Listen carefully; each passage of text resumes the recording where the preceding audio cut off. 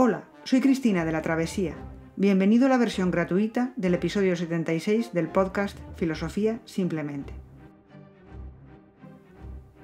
Dedicamos este episodio a explicar la lógica de John Stuart Mill, ejemplo de una lógica basada no en principios evidentes, sino en principios que se fundan totalmente en la experiencia, es decir, no una lógica de la deducción, sino de la inducción.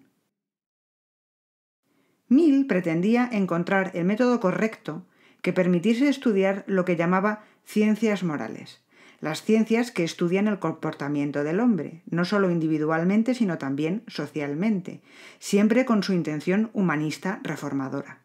Para ello, quiso estudiar la inducción y así, en este campo, se inspiró en el empirismo del siglo XVIII. En su autobiografía escribe, refiriéndose a su obra System of Logic: la concepción germánica o a priori del conocimiento humano predominará verosímilmente largo tiempo, pero el System of Logic proporciona lo que tanto se necesitaba, un manual de la escuela opuesta, aquella que derivaba todo el conocimiento a partir de la experiencia. Y en su System of Logic escribe: si conocemos a la persona a fondo y si conocemos todos los motivos que actúan sobre ella, podemos predecir su conducta con la misma certeza con que podemos predecir cualquier acontecimiento físico.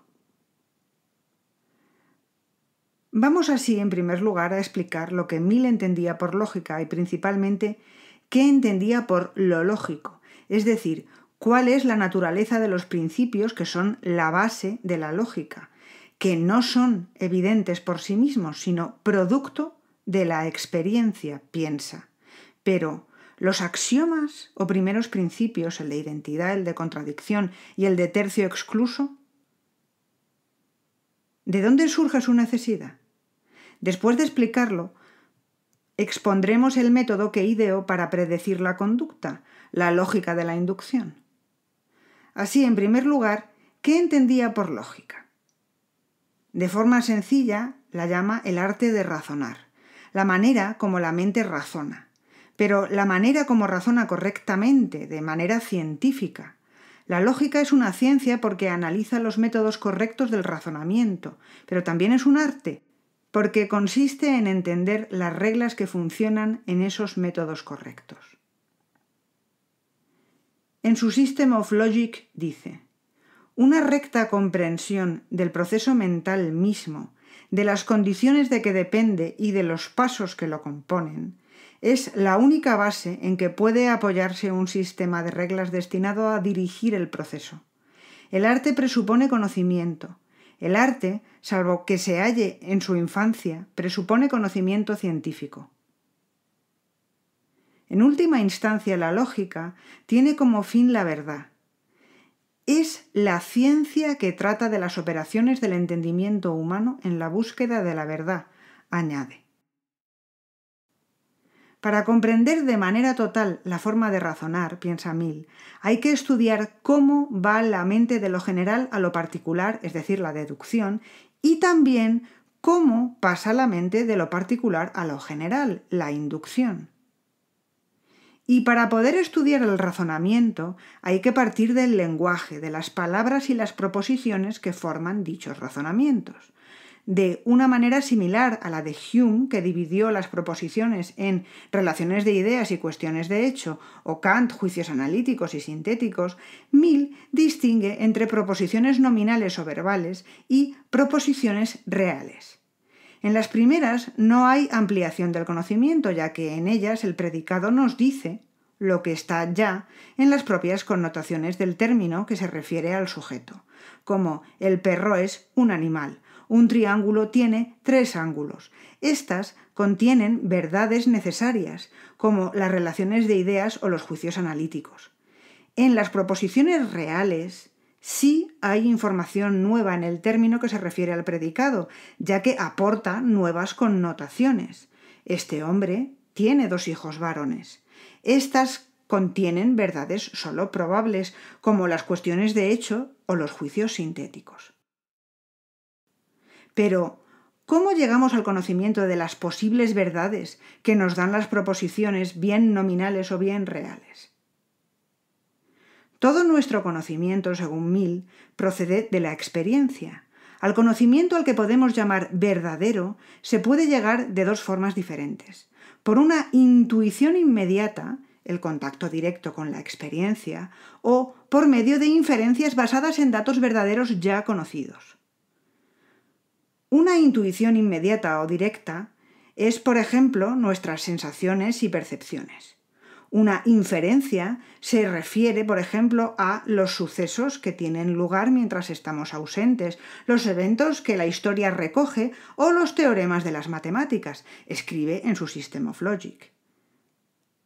Ahora concreta mejor lo que entiende por lógica, y en su concepción de lo que estudia la lógica añade: el campo de la lógica debe ser restringido a aquella porción de nuestro conocimiento que se compone de inferencias a partir de verdades previamente conocidas, sean estas proposiciones generales u observaciones o percepciones concretas.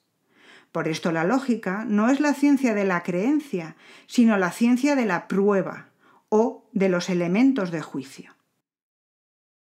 Por esto, según Mill, anticipándose a la proliferación de lógicas que se han dado posteriormente, hay que estudiar todo lo que se refiere al lenguaje que se utiliza en los razonamientos, el significado de los términos, las definiciones, clasificaciones, todo esto con el fin de aclarar lo mejor posible todo lo que tiene que ver con el razonamiento. Todo esto nos acerca a su idea de lógica, pero ¿de qué naturaleza son los principios en los que se basa la lógica? ¿De dónde surge la necesidad de las proposiciones nominales o verbales? Si los axiomas o primeros principios son universales y necesarios, ¿de dónde surge su universalidad y necesidad? Ellos son la base de las ciencias deductivas como las matemáticas y la lógica. La mente humana abstrae los axiomas, pero ¿cómo lo hace? ¿Qué usa para hacerlo? Desde Kant se han dado dos tipos de respuestas a este problema. La de Kant afirma que la mente humana posee unas estructuras innatas o a priori que permiten justificar la necesidad y universalidad de los juicios. Esta postura, por ejemplo, ha sido defendida por Piaget en la época contemporánea. Piaget asegura, de manera totalmente kantiana, que la mente hace una abstracción de la experiencia que nos permite llegar a los axiomas porque tenemos unas estructuras innatas que nos posibilitan hacer esto con los datos de la experiencia. La postura de Mill es opuesta. Veamos. Este texto del System of Logic de Mill ayuda a entender muy bien la postura de Mill acerca de lo que piensa sobre la naturaleza de los principios lógicos.